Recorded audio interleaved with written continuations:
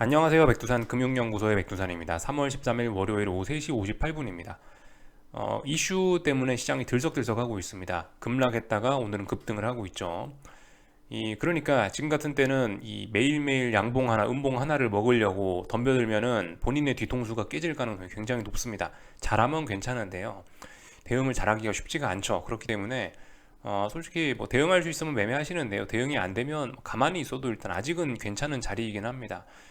큰 추세를 보는 입장에서는 아직까지 뭐 추세가 어떻게 되고 그런 자리는 아니기 때문에 잘 모르겠으면 가만히 있으면 되긴 된다라는 거. 요렇게 일단 말씀을 드릴 수 있을 거고요. 그래서 진짜 뭐 은행이 파산했음에도 불구하고 오늘 한국 증시는 아무 일 없이 위기를 잘 넘겼죠. 사실 이유가 있었습니다. 오늘 급등한 데는요. 요거 때문이죠. 그러니까 이게 오늘 한국 증시 시작하기 직전에 나온 소식인데 재무부와 연준 FDIC가 공동 성명을 발표해서 모든 예금자를 보호하는 조치를 취하겠다라고 했습니다. 이거가 한국 증시 시작하기 직전에 발표가 되면서 미국 선물 시장 급등하고 한국 증시도 상승 마감하고 뭐 아시아 증시 좋고 유럽 증시도 뭐 반등하고 이런 모습을 지금 보이고 있는 겁니다. 그런데 은행이 망했는데 지금 저런 조치로 반등을 하는 거는 말이 안 된다라고 생각하시면 안 됩니다. 지금 이거 굉장히 중요한 조치가 나온 거고 매우 적절한 조치가 적당한 타이밍에 나왔다라고 보시면 되는 겁니다. 연준이 요즘 재밌는 게 이런 걸 잘하고 있어요. 연준이 최근에 사실 본업은 잘 못하고 있습니다. 본업이 뭐죠? 통화정책, 인플레 관리인데 본업은 한 1, 2년쯤 전부터 해갖고 뭐 인플레가 일시적이니 뭐니 이상한 소리를 하더니 그래서 본업인 통화정책과 뭐 이런 거는 좀 잘 못하는데 연준이 언젠가부터 소방수로서의 역할은 정말 잘해주고 있는 건 인정을 할 만합니다. 2020년 3월 달에 전염병 때문에 시장이 난리가 났을 때 그때 적절한 타이밍에 한 번에 어떤 시장 안정 조치를 확 취해줘서 시장이 살아났던 거 분명히 인정해줘야 됩니다. 잘한 점입니다. 이번에도 지금 저거 굉장히 잘한 조치예요. 이거 예금자 보호하는 조치를 했다는 거 이거 굉장히 잘한 조치입니다. 이번에도요. 물론 이건 뭐 연준에서만 한 조치는 아닌 것 같긴 한데 어쨌든 굉장히 잘하는 거예요. 조금이라도 늦었거나 아니면 뭐 이보다 뭐 다른 조치였으면은 안 됐을 수 있는데 어쨌든 굉장히 전 시기 적절한 조치라고 보여집니다. 그래서 그 예전에는 연준이 항상 욕을 먹었죠. 니네는 불이 나면은 초기에 초기 진화를 해야지 꼭 불 다 커질 때까지 기다렸다가 뒤늦게 불 끈다고 그래서 꼭 피해를 키운다고 그렇게 지금까지 연준이 욕을 먹었었는데 최근엔 욕 안 먹게 그런 건 잘하고 있습니다. 본업인 인플레 관리와 통화 정책은 좀 못하고 있는데 소방수로서의 역할은 이제 잘하고 있는 듯한 그런 모습입니다. 아직까지는 잘하고 있어요. 아직까지는요. 이 사태, 은행 파산 사태가 이제 예금자 보호 조치로 끝났다라고 이야기하기는 아직까지는 좀 이릅니다. 좀 더 지켜봐야 돼요. 아직도 뭐 여기 이런 뉴스들 보시면은 SVB 뱅크처럼 이 비슷한 위험이 있는 곳이 20곳이 있다라고 하니까 언제든지 이런 이슈는 더 터질 수도 있으니까 좀 지켜보긴 해야 되고 아직까지 시간이 더 필요하긴 한데요. 완전히 이 이슈가 이제 끝났다, 불이 식었다, 불이 완전히 꺼졌다 이렇게 이야기할 수는 없지만 일단 큰 불은 잘 끊어, 큰 불은 일단 잘 꺼놓은 상태고 어느 정도 위기를 진정시키는데 많은 도움을 지금 주고 있습니다. 저 조치가요. 잘한 조치라고 생각을 합니다. 그래서 이런 사실상 예금자 보호 조치로 인해서 은행이 망했음에도 불구하고 그 누구도 손해보는 사람이 거의 없게 됐습니다. 거의 없게. 물론 은행의 주주와 은행의 채권자는 이제 손해를 볼 수밖에 없는데요. 그건 당연한 이야기인데. 근데 이제 그 이번에 SVB가 이게 대형은행이 아니잖아요. 뭐 JP모건도 아니고 뭐 골드만삭스 같이 그 큰 은행이 아니기 때문에 뭐 그 정도 주주들의 피해와 그 정도 채권자들의 피해는 사회적인 측면에서 봤을 땐 그 정도는 세 발의 피다. 그 정도는 괜찮다. 무시할 만하고 예금자들의 예금이 문제였는데 그거를 모두 보호해준다. 예금자 보호법에 나와 있는 한계만큼 보호해주는 게 아니고 전액 보호해준다라고 해버렸기 때문에 사실상 은행은 망했어도 그 누구도 피해본 사람이 없어지는 이런 일이 되는 겁니다. 그래서 뭐다? 악재인데 악재가 분명히 악재는 악재죠. 은행 파산했는데 섬뜩한 악재임에도 불구하고 지금 누구도 피해본 상황이 없는 묘한 그런 일이 벌어지고 있는 겁니다. 사실상 악재는 뭐 거의 해결이 된 거고 오히려 지금 이제 여기서 생각하는 게 오히려 지금 저 조치로 인해서 어떤 뭐 사회나 어떤 뭐 사회적인 경제적인 피해가 거의 없어짐으로 인해서 오히려 이제 이게 그 뭐야 연준의 그 긴축 속도를 낮추는 오히려 그런 호재로서 긴축 우려를 완화시키는 호재로서 지금 이게 인식이 되고 있는 그런 상황입니다. 어젯밤에도 말씀을 드렸다시피 이게 경제적인 피해가 커가지고 은행이 막 진짜 망하고 모두가 다 망하고 그래서 금리를 인하하는 거는 호재가 아니라고 말씀을 드렸잖아요. 근데 지금은 이 아무도 피해가 없는 상황인데 아직까지는 아무도 어떤 사회적 경제적 피해를 받지는 않은 상황인데 이 정도면요. 안 받은 상황에서 지금 이제 시장이 이렇게 생각을 하는 거죠. 이런 작은 중소형 은행들이 연준의 금리 정책, 과도한 고금리 정책으로 인해 가지고 얘네들이 힘겨워하고 있다. 그래서 얘네들이 망할 수가 있으니 얘네들이 지금 벌써 은행 몇 군데가 지금 휘청휘청 하고 있으니 이번에 50bp 올리면 안 된다라는 이야기가 확 나오고 있는 거죠. 그런 주장에 목소리가 크게 실리고 있는 거죠. 그래서 어떻게 됐다? 긴축 우려가 많이 사그라들어 버렸다. 그래서 당장 오늘 이 옆에 보이시는 게 환율이 급락했다는 거, 이런 것들 생각하실 수가 있겠습니다. 오히려 지금 은행 파산이 긴축 우려 완화로 인식이 돼가지고 호재로 작용을 하고 있습니다. 아직까지는요. 물론 이게 이제 화요일 날 밤, 내일 밤에 있는 그 연준의 물가 지표를 확인을 해봐야 좀 더 확실해지긴 하는데 지금으로선 저 은행 파산이 호재가 되고 있습니다. 더군다나 지금 이 조치 생각을 해보세요. 모든 예금자를 보호하겠다 했잖아요. 이거 그 SVB와 비슷한 은행이 20군데가 더 있다라고 하는데 SVB에 있는 예금자는 살려주고 만약에 이 20군데 중에 또 몇 군데가 또 망했어요. 그럼 얘네 예금자는 안 살려줄 거예요. 그럴 것 같지는 않다라는 거죠. SVB는 살려줬는데 왜 우린 안 살려줘? 라고 나중에 이야기할 수 있잖아요. 그죠? 그렇기 때문에 사실상 뭐 은행 20군데가 아무리 뭐 위험에 처했다라고 해도 SVB에 있는 예금자들을 다 구해줘 버렸기 때문에 얘네들도 구제받을 가능성이 충분히 있다라는 거죠. 그럼 사실상 이거 은행 위기 이거 없는 거나 마찬가지거든요. 그럼 뭐다? 야, 이런 은행들 20곳이나 망할 수 있대. 그럼 연준이 이제 더 이상 고금리 정책, 더 이상 이제 긴축 속도를 내는 거는 좀 어려울 수 있어라는 인식이 지금 확 퍼지면서 순간적으로 지금 긴축 우려 완화 이게 지금 나와 버리는 거죠. 그러면서 시장이 급속히 오르고 있다라는 거 우리가 좀 생각을 해봐야 되겠습니다. 은행 망한 것도 호재가 지금 되고 있어요. 정말 재밌죠. 이렇게 인식이 되고 있습니다. 그래서 이 모든 예금자를 보호하는 이 조치가 굉장히 중요했다라는 거.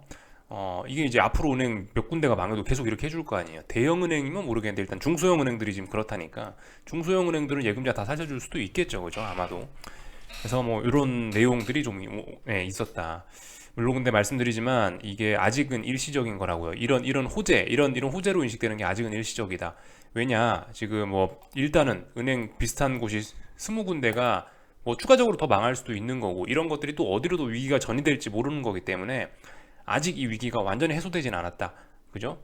그렇기 때문에 아직은 좀 더 시간을 두고 지켜봐야 되는 거고 그렇기 때문에 지금의 이 호재로 인식되는 거는 잠시 좀 일시적인 거라고 생각하시면 될 것 같고 조금 더 지켜봐야 되는 거고 그리고 결정적으로 내일 밤에 미국 물가지표가 발표가 되기 때문에 미국 물가지표가 만약에 이제 화요일 날 밤에 굉장히 높게 나와 버렸어요. 그럼 어떻게 해요? 야, 은행이 망했음에도 불구하고 금리를 더 올려야 되겠다라는 인식이 나올 거 아니에요. 그러면 진짜 이제 화요일 날 물가지표 높게 나오면 스태그플레이션 우리가 본격적으로 등장할 수도 있습니다. 그런 점들 우리가 좀 더 지켜봐야 되기 때문에 아직은 뭐 오늘 올랐다 혹은 오늘 내렸다 뭐 저게 호재다라고 해도 일시적일 수 있습니다. 아직은요. 그래서 사태의 흐름을 좀 지켜봐야 된다라는 거. 그래서 이 앞으로 그 지금 시장의 변동성이 좀 굉장히 좀 커졌어요. 그렇기 때문에 이러한 혼란, 하루 냉탕, 하루 온탕, 하루 냉탕, 하루 온탕 이런 일들이 좀 자주 일어날 수도 있기 때문에 좀 우리 좀 그런 점들을 좀 생각을 좀 미리 마음의 준비를 좀 하긴 해야 되겠습니다. 뉴스 잘 보시고요. 또 그리고 이런 기사들 나오는 거 그때 본인이 해석을 잘 해야지 되겠죠. 그죠? 하여튼 오늘 아침에 나온 이 모든 예금자 보호 조치 때문에 시장 분위기가 확 돌아섰다. 긴축 우려가 완화됐다. 이렇게 생각하시면 되겠고요. 참고로 이제 오늘 아침에 퍼스트 리퍼블릭 뱅크라고 얘네도 뭐 폐쇄를 했다라고 하는데요. 사실상 예금자 보호 조치 때문에 얘도 싹 위기가 없어지는 거죠. 그리고 얘는 JP모건에서 돈 꺼가지고 뭐 무사히 위기를 벗어났다라고 하고 있습니다. 참고적으로 알고 계시면 좋을 것 같아요. 그래서 뭐 나머지는 드릴 이야기 없고요.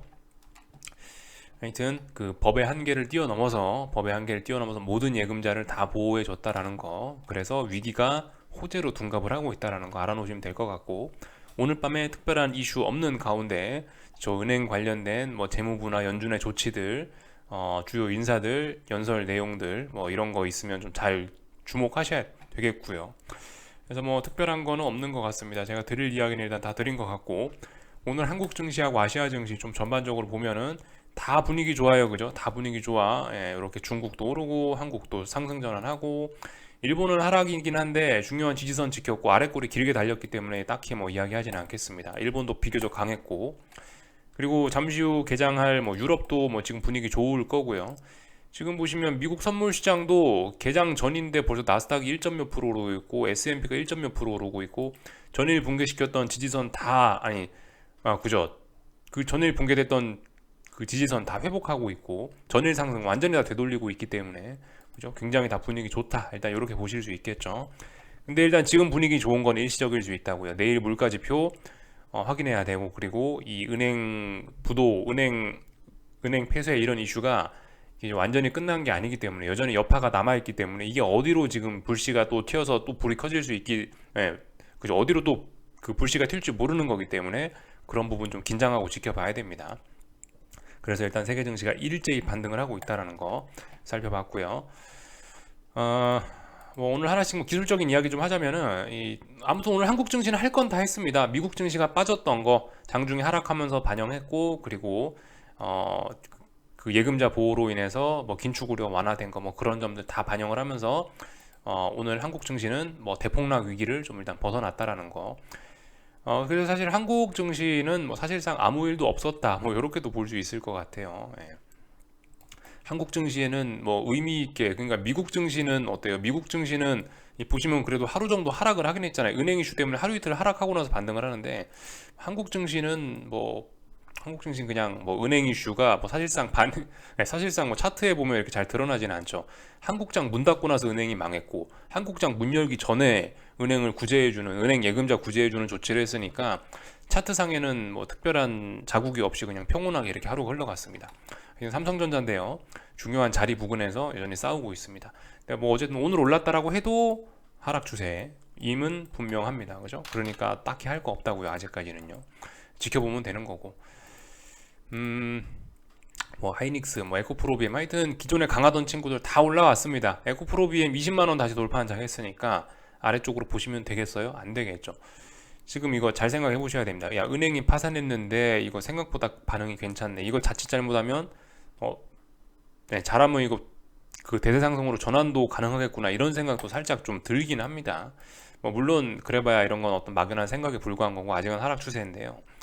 옛날에 그런 일도 그 예전에 그런 일도 있었단 말이죠. 코스피 생각해 보시면 2001년인가 2000년인가 9.11 테러 났을 때 그날이 주식시장 저점이었어요. 그날이 코스피 역사적인 저점이었다고요. 이게 악재가 오히려 그런 진바닥을 만들어내는 그런 경우가 많습니다. 뭐 물론 아직 이번 이슈는 은행 파산 이슈 뭐 이런 거는 워낙 고금리적인 어떤 그런 높은 금리 상황 이게 만들어내는 이슈기 때문에 이게 여전히 이제 계속 더 지속될 수 있다라고 보고 좀 더 지켜볼 필요가 있긴 한데요. 아무튼 그럴 수도 있는 겁니다. 은행 파산을 계기로 멋진 바닥이 만들어질 수도 있는 거예요. 가능성은 다 열어놓으셔야 됩니다. 막 계속 아래쪽이다, 뭐 무조건 아래쪽으로 간다, 무조건 위쪽으로 간다. 이거 지금 그런 거는 좀 옳지 않다고요. 지금 계속해서 증시는 혼란스러운 구간 안에 와 있기 때문에 아직까지 뭐 배짱 부리는 그런 건 하시면 안 된다라는 거 의심하고 또 의심하고 해야 됩니다. 하여튼 한국 증시 특별한 거 이상한 거 없고요. 그냥 하락 추세 계속해서 잘 진행되고 있습니다. 박스권 안에 있는 자리고 저점 살짝 낮췄는데 뭐 일단 그렇게 큰 의미는 없을 것 같고요. 하여튼 특별히 할 말이 없는 자리에 와 있다라는 거. 네, 뭐 그래서 뭐 이 정도 말씀드리면 될 것 같고, 네, 지금 기술적으로 특별히 할 말이 없습니다. 풋옵션들이 오늘 그래서 조금 좀 서운했는데 풋옵션들이 박스권 상단 돌파 한착하면서 레벨업 될 수도 있었는데 다시 박스권으로 들어왔으니까 일단 뭐 당장 대폭락 위험 이런 건 일단 어느 정도는 좀 사라졌습니다. 풋옵션들이 이 위에 있어야지 될 건데 이 위에 있어야 시장이 좀 위험할 텐데 지금 다시 박스권 안으로 들어왔기 때문에 오늘의 아래꼬리 달린 이런 반등으로 인해서 일단은 당장 대폭락 위험 이런 거는 좀 사라졌다라는 거 확인하실 수가 있겠고요. 변동성 지수들도 뭐 일단 박스권 내에 있어서 반등할 때에서 일단 잘 반등하고 있고 박스권 내라서 이것도 뭐 특별히 할 말이 없는 상황이고요. 코스닥 굉장히 강합니다. 여러분들 여기서 이런 걸 바탕으로 해서 오버슈팅 더 나올 수 있습니다. 근데 아무튼 아직까지는 이 1170 정도 되는 자리가 어떤 저항이죠. 여전히 아래쪽으로 볼 수 있긴 합니다. 여전히 반등시 매도 전략 해볼 수 있긴 있어요. 정석은 아니지만 정석은 눌림시 매수가 맞긴 맞지만은 해볼 수는 있다. 충분히 이 정도 이야기 드리면 될 것 같고요. 근데 환율이 조금 좀 피곤해졌습니다. 환율이 긴축 우려 완화 때문에 갑작스럽게 이제 20여 원이 급락하면서 이 레벨 갔어야 될 자리에 못 갔어요. 지금 갔어야 될 자리에 못 가고 지금 다시 박스권으로 들어와서 다시 지지선을 테스트하고 있는데, 달러 들고 계신 분들 일단은 버틸 때죠. 지금 뭘 할 때는 아닙니다. 일단 가만히 지켜보면 됩니다. 뭐 1292원 이런 자리가 붕괴되면 이제 아래쪽으로 이제 네, 1292원 붕괴되면 이제 달러 더 이상 들고 계시면 안 되겠지만, 일단 아직까지는 달러 더 들고 갈 수 있다라는 거. 아직까지는 사건이 어떻게 될지 모릅니다. 오늘 하루는 뭐 은행 관계자들이 웃었을 수 있지만, 오늘 하루는 뭐 주식 투자자들이 웃었을 수 있지만, 앞으로 확인할 게 굉장히 많습니다. 뭐 말씀드렸다시피 물가지표 이런 것들도 있고, 은행 여파, 그 은행 파산 여파가 어떻게 어디까지 또 전이될지 모르기 때문에 긴장은 해야 된다라는 거 말씀드릴 수 있을 것 같고, 저기 그 뭐야, 변동성 지수하고 이런 것들 좀 살펴볼게요. 아, 그죠?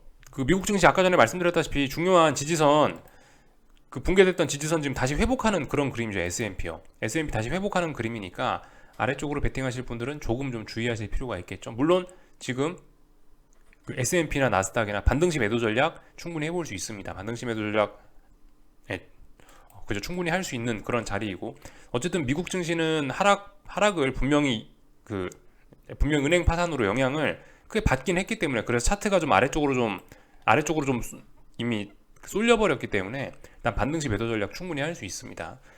그렇지만 지금 당장 반등시 매도 전략 솔직히 일단 그런 건 잘 모르겠고, 화요일날 물가지표 있으니까 일단 좀 기다려 보자고요. 하여튼 오늘 밤에 3,900 싸움 보시면 될 것 같습니다. 아마 3,900을 완전히 돌파한 척 할지 아니면 돌파한 척 못할지, 그런 부분을 아마 오늘 좀 테스트를 할 것 같아요.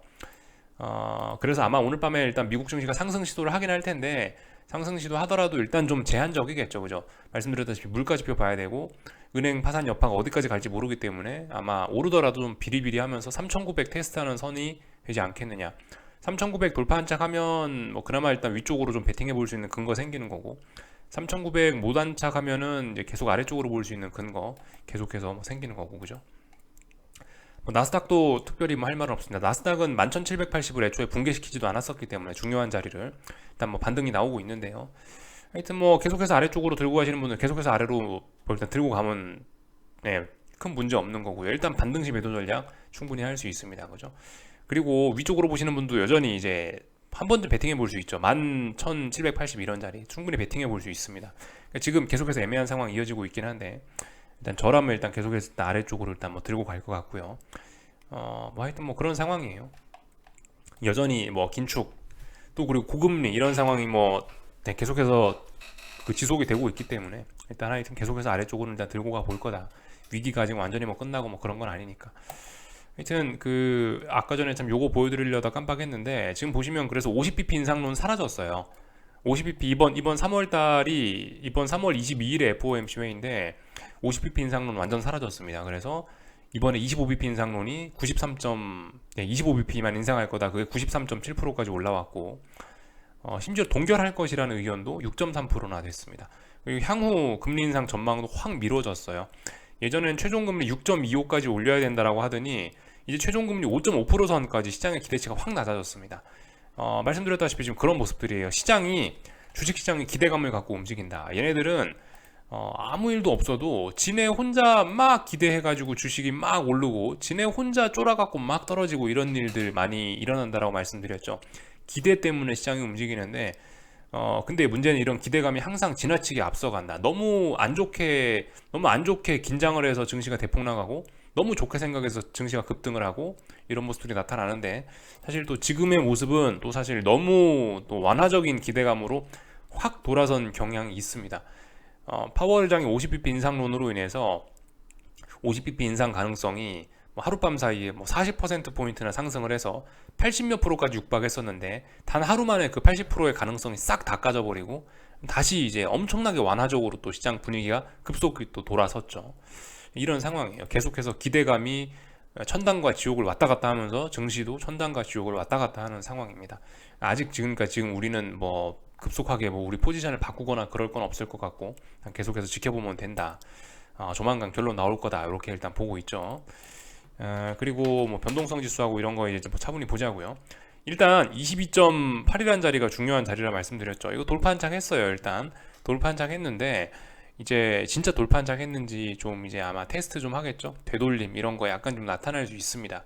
22.8짜리 돌파 한창 한 거 이거 이제 좀 확인을 할 거예요. 오늘 밤에.